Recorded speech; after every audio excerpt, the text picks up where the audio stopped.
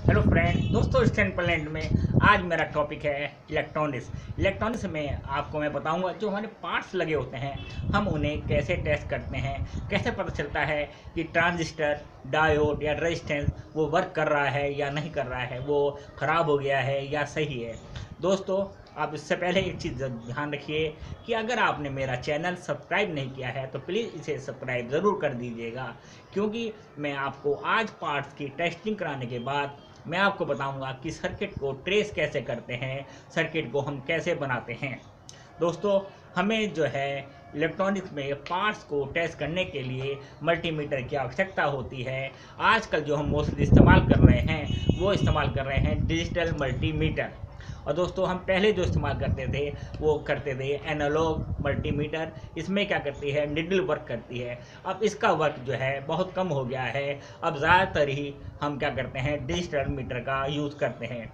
चलिए दोस्तों, क्योंकि मुझे आपको पार्ट की टेस्टिंग कराने से पहले ये बताना है कि मीटर वर्क कैसे करता है, क्योंकि हमें पता होना चाहिए कि कहाँ पर हम मीटर से क्या चीज़ चेक कर सकते हैं, कहाँ पर सिलेक्टर स्विच को करने पर हमें वोल्टेज और कहाँ पर हम रेजिस्टेंस को चेक कर सकते हैं। चलिए दोस्तों, मैं आपको बताता हूँ पहले कि हम कैसे मीटर का यूज़ करेंगे। चलिए दोस्तों, आइए देखते हैं हम मीटर में कैसे इस्तेमाल करते हैं मीटर का। दोस्तों, ये हमारा एनालॉग मल्टीमीटर है।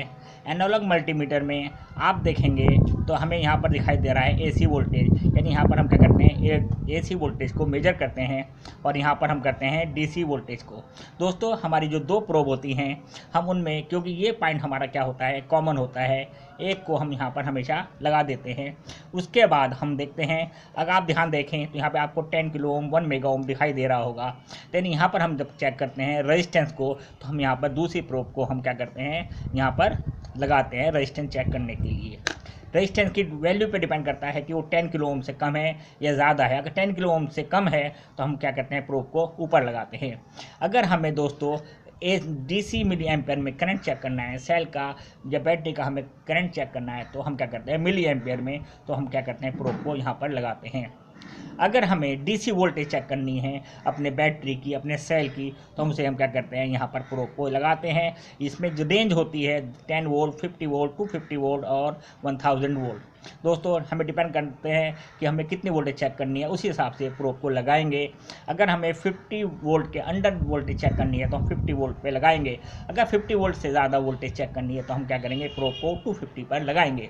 दोस्तों, इसके बाद जब हम घर में हमारे आती है एसी वोल्टेज। एसी वोल्टेज क्योंकि हमें पता है 250 वोल्ट से ज़्यादा होती है, ठीक है, तो उसके लिए हमेशा ध्यान रखिए हम 500 या 250 वोल्टेज के में लगाएंगे।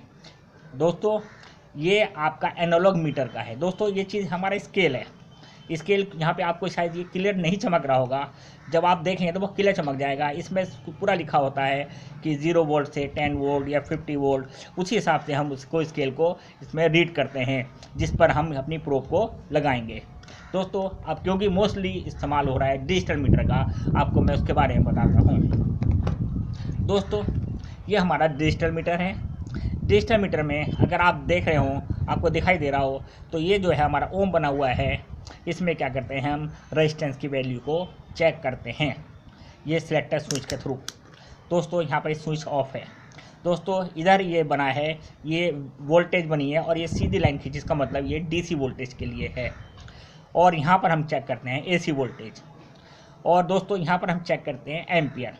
एम्पेयर करंट जो ज़्यादातर हम चेक करते हैं बिजली घरों में, वैसे 10 एम्पेयर वगैरह, और जो मिली एम्पेयर हम चेक करते हैं सेल वगैरह में। दोस्तों, इसमें जो है आपका ये पॉइंट क्या है, कॉमन पॉइंट है। ये वोल्टेज या रेजिस्टेंस वगैरह चेक करने के लिए हम इसका यूज़ करते हैं। अगर हमें मिली एम्पेयर में करंट चेक करना है तो हम यहाँ पर प्रोब को लगाते हैं, और अगर हमें 10 एम्पेयर तक करंट चेक करना है तो हम प्रोब को यहाँ लगाते हैं।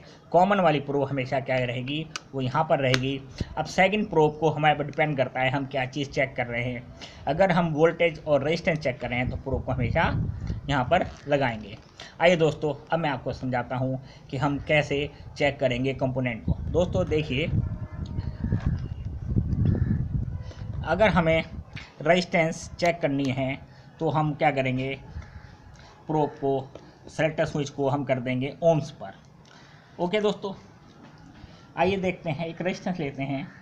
जैसे मैंने ये रेजिस्टेंस ली है, हमें इसकी वैल्यू चेक करनी है, तो हम क्या करेंगे, इन्हें दोनों को आपस में ऐसे करके टच करेंगे और आप देखेंगे कितना आया 9.8, क्योंकि इसकी वैल्यू कितनी है 10 किलो ओम है। दोस्तों मैंने अपनी फर्स्ट वीडियो में आपको बताया था, क्योंकि इस पर क्या होती है, कलर कोडिंग होती है। मैंने आपको बताया था कि हम कलर कोडिंग के थ्रू भी रेजिस्टेंस की वैल्यू को मालूम कर सकते हैं, लेकिन अगर हमें नहीं पता है तो हम मल्टीमीटर से डायरेक्ट चेक करते हैं। तो मल्टीमीटर से हम चेक करेंगे, डिजिटल मल्टीमीटर से। तो जब हमने 200 किलो ओम पे हमने सेलेक्टर स्विच को किया है और यह हम यहाँ पे चेक कर रहे हैं, तो आप देखिए ये आ रही है 9.8 9.9। थोड़ा सा इसमें क्या होता है, रेजिस्टेंस की वैल्यू वेरी करती है। दोस्तों आइए देखते हैं डायोड। डायोड में टेस्ट करने के लिए इसमें डायोड का एक सिंबल बना हुआ है यहाँ पर, हम यहाँ पर कर देंगे।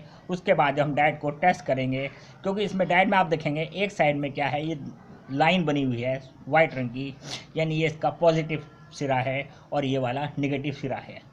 दोस्तों जब हम इसको ऐसे चेक करेंगे और ये ऐसे चेक कराए, ये चीज़ देखिए कंटिन्यूटी ये आ रही है, इसमें कोई वैल्यू दिखा रहा है, इसका मतलब ये डायोड अपना सही है। अगर हम इसको पलट के चेक करते हैं और अब ये वैल्यू नहीं दिखा रहा है, इसका मतलब सही है। और अगर ये अब भी वैल्यू दिखाता, इसका मतलब डायोड क्या हो गया है, शॉर्ट हो गया है। यानी कि डायोड में क्या होता है, एक तरफ से वैल्यू को दिखाएगा और दूसरी तरफ से डायोड वैल्यू नहीं दिखाएगा। ये देखिए अब वैल्यू आप पढ़ रहे हैं, वैल्यू दिखा रहा था, लेकिन जब हम इधर से पलट दिया है तो ये वैल्यू नहीं दिखा रहा है, इसका मतलब ये डायोड सही है। ठीक है दोस्तों, आइए मैं आपको दिखाता हूँ। ये कैपेसिटर है, ये कैपेसिटर दोस्तों वो कैपेसिटर है polyester capacitor, non electrolytic capacitor. दोस्तों इसमें कंटिन्यूटी नहीं आती है, यानी इसमें कोई भी वैल्यू वेरी नहीं करेगी। ये देखिए इसमें कोई भी वैल्यू क्या कर रहा है, वेरी नहीं कर रहा है। ठीक है दोस्तों, आइए मैं आपको दिखाता हूँ ये वाला कैपेसिटर। ये कैपेसिटर है, अगर ध्यान रखिएगा पॉलिएस्टर कैपेसिटर में अगर ये वैल्यू दिखाता है, क्योंकि नॉन इलेक्ट्रोलाइटिक में क्या होता है, कंटिन्यूटी नहीं आती है। अगर हम प्रोब को टच करने पर इसमें कंटिन्यूटी आ रही है, इसका मतलब ये ख़राब हो गया है। ठीक है दोस्तों, आइए दोस्तों देखते हैं इलेक्ट्रॉनिक में दूसरा हमारा जो कंपोनेंट है वो है इलेक्ट्रोलाइटिक कैपेसिटर। इलेक्ट्रोलाइटिक कैपेसिटर में दोस्तों आप ये देखिए, इसमें एक तरफ माइनस साइन है और एक तरफ कोई साइन नहीं, इसका मतलब पॉजिटिव। जब हम इसको ऐसे चेक करते हैं, ये देखिए इसमें, और अब जब हम इसे पलट के चेक करते हैं, ये आप देखिए अब ये अब इन्हें अभी वैल्यू दिखाई दी। तो दोस्तों ये हमारा बताता है कि एक तरफ से क्या है, ये काम कर रहा है या नहीं, क्योंकि इसमें क्या होता है कि इसकी कंटिन्यूटी एक साइड से आएगी और दूसरी साइड से नहीं आएगी। क्योंकि डिजिटल ये चीज़ें एनालॉग मल्टीमीटर में बहुत अच्छी तरह चेक होती है, क्योंकि उसमें क्या करते हैं, निडल वर्क करती है, इसमें कभी कभी वैल्यू को सही से नहीं कर पाते हैं। दोस्तों एक बहुत इंपॉर्टेंट पार्ट से हमारा ट्रांजिस्टर। ट्रांजिस्टर अगर आप देखेंगे, ये वाला ट्रांजिस्टर दोस्तों ये NPN ट्रांजिस्टर है, NPN ट्रांजिस्टर। आइए देखते हैं दोस्तों इसकी टेस्टिंग कैसे करते हैं। दोस्तों NPN ट्रांजिस्टर में आप भी देखेंगे, जब हम इसे ऐसे रखते हैं कि इसमें आ रही है नहीं आ रही है कंटिन्यूटी, देखिए इसमें कंटिन्यूटी नहीं आ रही है, और अब हमने देखा आ रही है। NPN यानी कि पॉजिटिव, यानी हमारी जो रेड प्रोब है जब हम बीच में रखते हैं और हम यहाँ पर चेक करते हैं कंटिन्यूटी आ रही है, और ऐसे जब हम इसे यहाँ पलट के रखते हैं और इधर चेक करते हैं अब भी आ रही है, इसका मतलब क्या है, ये ट्रांजिस्टर वर्क कर रहा है यानी सही है। NPN में क्या होता है, ये रेड वाली प्रोब बीच में रखने पर, क्योंकि बीच वाला हमारा क्या है, बेस है, और दूसरा हमारा कलेक्टर और एक है इमीटर। दोस्तों इसकी पहचान बहुत आसान है कि ट्रांजिस्टर को जब आप ऐसे करेंगे, इस तरह से जब पकड़ेंगे ट्रांजिस्टर को, तो आप देखेंगे इसमें ये 3 लेग हैं, यानी 3 लेग में बीच वाला क्या है, बेस है, यानी कि ये बेस है और ये आपका कलेक्टर कहलाएगा और ये कहलाएगा आपका इमीटर। ओके दोस्तों, ये यानी कि ये हमारा बेस होता है और इधर वाला कलेक्टर और ये वाला इमीटर।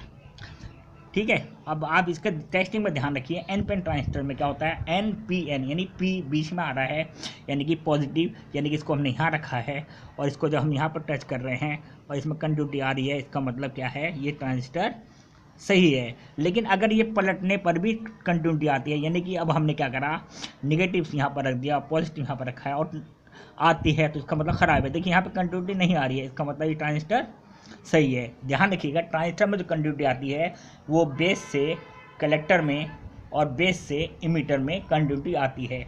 कलेक्टर और इमीटर की कंटिन्यूटी नहीं आती है।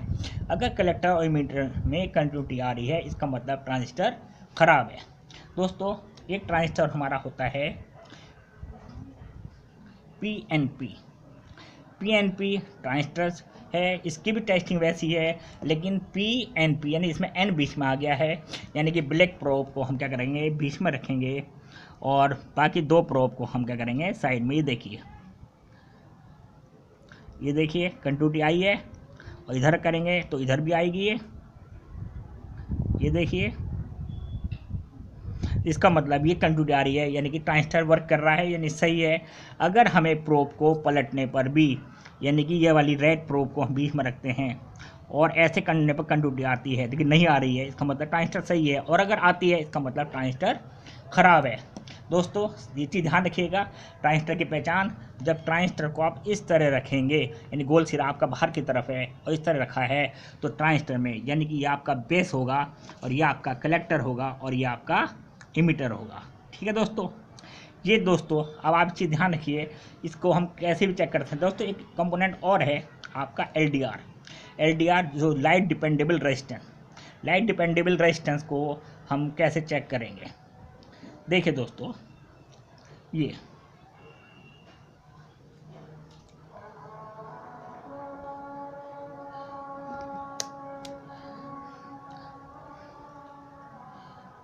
देखिए दोस्तों, ये वैल्यू आ रही है और जब हम ऐसे करते हैं देखिए वैल्यू इसकी बढ़ गई है, यानी कि करता है ये रेजिस्टेंस जैसे अंधेरे में कवर करना शुरू कर दिया है, इसकी वैल्यू कम ज़्यादा होती है। देखिए मैंने हटाया तो वैल्यू कम हो गई और हमने टच करा तो इसकी वैल्यू क्या हो गई, बढ़ने लगी है, यानी कि क्या करता है ये अंधेरे में वर्क कर रहा है।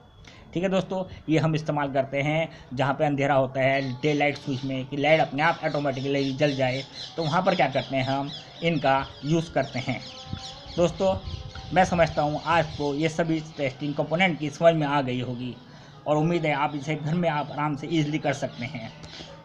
ठीक है दोस्तों, अगर आपको मेरी चीज़ आज जो मैंने आपको समझाया है इलेक्ट्रॉनिक्स के कंपोनेंट के बारे में आपको समझ में आया है तो प्लीज़ इसे सब्सक्राइब ज़रूर कीजिएगा। Thank you.